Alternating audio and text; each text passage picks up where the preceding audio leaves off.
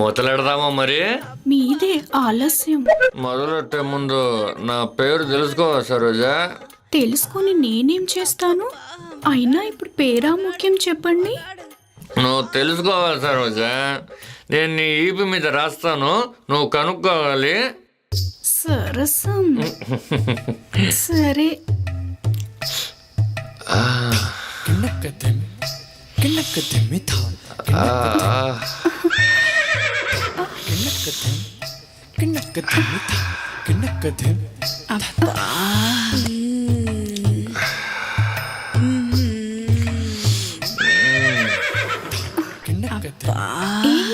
పేరు రాస్తానని చెప్పి ఏం చేస్తున్నాను? రాస్తా, ఎందుకు తొందరపడతావు? అబ్బబ్బా, ఎస్ఐ గారు, సరోజ బేరాల గల్ల పిల్ల, ఈ ఆటకు వదిలేయచ్చు కదా, రేపు చూసుకుందరు.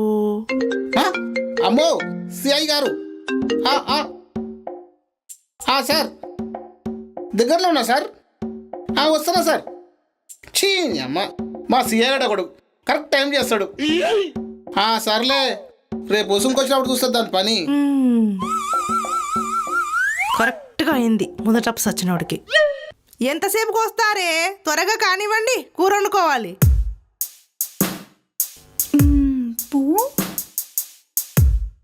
పుష్పా,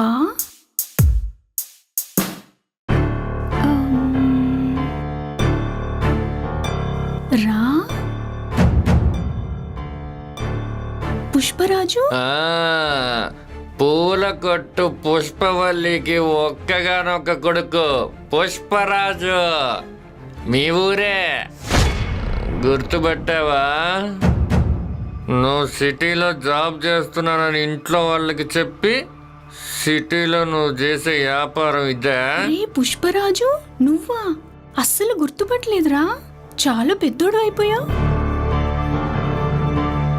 రే రే రే రే, ఈ విషయం అసలు మన ఊర్లో తెలియకూడదురా. ఎవరికి చెప్పను సరోజా, ఒట్టు ఒట్టు. కానీ ఈ విషయం ఎవరికి చెప్పకుండా ఉండాలంటే మరి నాకేంటి? ఏం కావాలో అడుగురా, ఇస్తాను. నేను అడిగినప్పుడల్లా ఫ్రీగా సర్వీస్ ఇవ్వాలి. నెలకి 2 సార్లు నేను పడుకోమన్నోడి దగ్గర పడుకొని నాకు బిజినెస్ చేసి పెట్టాలి. 80% నాకు, 20% నీకు. సైడ్ బిజినెస్ అనుకో. అబ్బే, నువ్వు అస్సలు ఆలోచించకూడదు, లేకపోతే నీ బండారం అంతా ఊరు మొత్తం జాగారం అయిపోతుంది. పాపం మీ తమ్ముడు చెల్లెలు తలెత్తుకుని స్కూల్కి వెళ్ళగలరా? పాపం మంచం మీద ఉన్న మీ అమ్మ పరిస్థితి ఏంటో. రే ప్లీజ్ రా, నువ్వు చెప్పినట్లే చేస్తాను. నా సరోజ బంగారం, నువ్వు ఎప్పటి నుంచో ఈ వ్యాపారం చేస్తున్నావు నాకు తెలిసే. ఈ హైదరాబాద్లో నిన్ను ఎతకని చోటు అంటూనే లేదే. లాభం లేదని ఈ కంపెనీ బ్రోతల్స్కి రెంట్కి ఇవ్వడం మొదలుపెట్టా. చాలామంది ఇక్కడ వ్యాపారం చేస్తున్నారు. వాళ్ళ దగ్గర ఉన్న పెట్టెల్ని చెక్ చేయటం, నువ్వు కనపడలేదని నెలాఖరికి ఖాళీ చేయించటం. ఫైనల్గా ఇప్పుడు చిక్కావు. చేసా, ఇవన్నీ ఇప్పుడు ఎందుకులే. ఈరోజు మన ఇద్దరి తొలి కలయిక.